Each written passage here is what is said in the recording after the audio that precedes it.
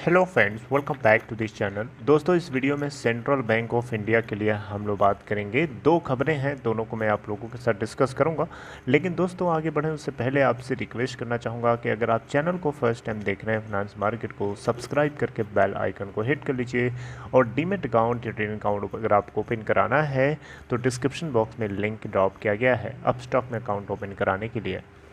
Central Bank of India 21.70 की price के ऊपर ओपन होने के बाद 22.50 का हाई बनाता है पूरे इंट्राडे में लास्ट ट्रेडिंग सेशन में फ्राइडे को, और 21.50 का लो 22.25 के ऊपर फाइनली बंद भी हो गया, काफ़ी ऊपर चढ़ करके।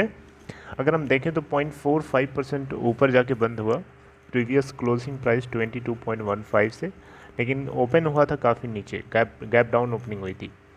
अगर हम टोटल वॉल्यूम की बात करें दोस्तों, तो एनएससी के प्लेटफॉर्म पे 91,69,051, मार्केट कैप है 19,315 करोड़ रुपए, और सेंट्रल बैंक ऑफ इंडिया का लो है 10.10 का, हाई है 29.65 का।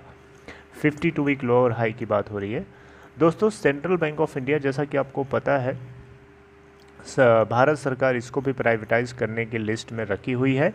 हालांकि इस बैंक को लेकर के प्राइवेटाइजेशन से जुड़ी खबर हम लोग डिस्कस नहीं करने वाले हैं। यहाँ पे एक पहली अपडेट तो ये है कि सेंट्रल बैंक ऑफ इंडिया, जैसा कि यहाँ देख पा रहे होंगे, वन टाइम सेटलमेंट प्रपोजल था। एक कंपनी है जिसका नाम है इंटेक कैपिटल, राइट। तो इंटेक कैपिटल की तरफ से ओटीएस प्रपोजल था, जिसको लेकर के सेंट्रल बैंक ऑफ इंडिया ने गो अहेड का सिग्नल दे दिया है। 29 सितंबर 2021 को इंटेक कैपिटल की तरफ से इन्फॉर्म किया गया कि सेंट्रल बैंक ऑफ इंडिया ने वन टाइम सेटलमेंट प्रपोजल को सैंक्शन कर दिया है। जो ड्यूज है टोटल 7.45 करोड़ रुपए है। ये कंसोलिडेटेड बेसिस पे अगर हम देखें, agreed amount, consolidated agreed amount जो हुआ है 3.70 करोड़ रुपए का है, जो कि इंस्टॉलमेंट्स के रूप में पे किया जाना है 22 सितंबर 30 2021 पे किया जाना था बेसिकली। लेकिन अब क्या हुआ है, अब हुआ ये है कि कंपनी को जो है ये ड्यू अमाउंट दिसंबर 31 2021 तक किसी भी तरीके से पे कर देगी। कंपनी ने, इंटेक कैपिटल ने सीबीआई को, सेंट्रल बैंक ऑफ इंडिया को एक लेटर लिखा था। उस लेटर कंडीशनल एक्सेप्टेंस थी उसमें, और उसमें मेंशन था कि ये 31 दिसंबर 2021 तक जो है अपनी पूरी पेमेंट कर देंगे। तो अच्छी बात है, कम से कम ये बाकी बैंकों की तरह एनपीए डिक्लेयर करने की जल्दीबाजी थोड़े कर रहा है, अच्छी बात है। देखिए, एनपीए डिक्लेयर करने की जल्दीबाजी नहीं करनी चाहिए, बल्कि आप फुल अमाउंट अपना लो, जितना आपने दिया उतना लो, लेकिन थोड़ा सा टाइम मैनर में मिलेगा। लेकिन एक रिटन प्रॉमिस होना चाहिए, एक रिटन सबमिशन लेना चाहिए, राइट। चलिए अब ये दूसरी खबर डिस्कस करते हैं। तो दूसरी खबर दोस्तों, कंपनी के यानी सेंट्रल बैंक ऑफ इंडिया के रेटिंग एजेंसी से जुड़ी हुई है। बेसिकली यहाँ पे क्रिसिल ने सेंट्रल बैंक ऑफ इंडिया के लॉन्ग टर्म डेट इंस्ट्रूमेंट्स की रेटिंग को रीअफर्म किया है। आप देख सकते हैं यहाँ पे, CRISIL रीअफर्म्स rating on long term debt instruments of central Bank of India.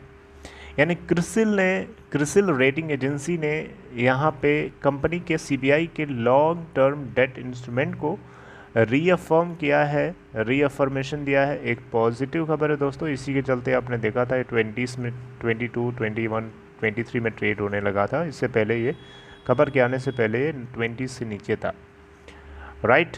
इसके अलावा अगर हम देखें तो क्रिसिल ने कंपनी के सीबीआई के Central Bank of India lower tier टीयर 2 बॉन्ड्स, राइट, क्रेडिट रेटिंग्स जिसको रीअफर्म करी गई है A+ आउटलुक को स्टेबल किया है। टीयर 2 बॉन्ड्स की क्रेडिट रेटिंग को भी रीअफर्मेशन दिया गया है A+ के साथ, और स्टेबिलिटी यहाँ पे आउटलुक है, आउटलुक स्टेबल है। क्रेडिट रेटिंग एजेंसी ने रीअफर्मेशन दिया, राइट, परपेचुअल टीयर 1 बॉन्ड्स को भी, जो कि बैसल 11 के अंडर आते हैं। ऑन पेपर टीयर 11 बॉन्ड्स जो हैं यहाँ पे withdrawn the A stable rating since instrument has been fully redeemed. सही बात है, अगर इंस्ट्रूमेंट को पूरी तरीके से रिडीम किया जा चुका है तो यहाँ पे इसकी रेटिंग को विदड्रॉ कर लिया गया है। राइट। तो दोस्तों सेंट्रल बैंक ऑफ इंडिया को लेकर के ये दो खबरें अगर आपको अच्छी लगी हों तो इस वीडियो को लाइक करके इनकरेज कर सकते हैं। बाकी कुछ और अपडेट आती है मैं आपसे डिस्कस करूंगा। सेंट्रल बैंक ऑफ इंडिया की तरह एक और बैंक था जिसका नाम है इंडियन ओवरसीज़ बैंक। उसमें सरकार ने काफ़ी बढ़िया मूव लिया है, यानी आरबीआई ने उसको पीसीए रिस्ट्रिक्शन से आउट कर दिया है, बाहर कर दिया है, जो कि बहुत अच्छी बात है। सीबीआई को भी करेगी आगे आने वाले टाइम में। कुछ अगर अपडेट आती है मैं आपसे डिस्कस करूंगा। Take care friends, see you next time.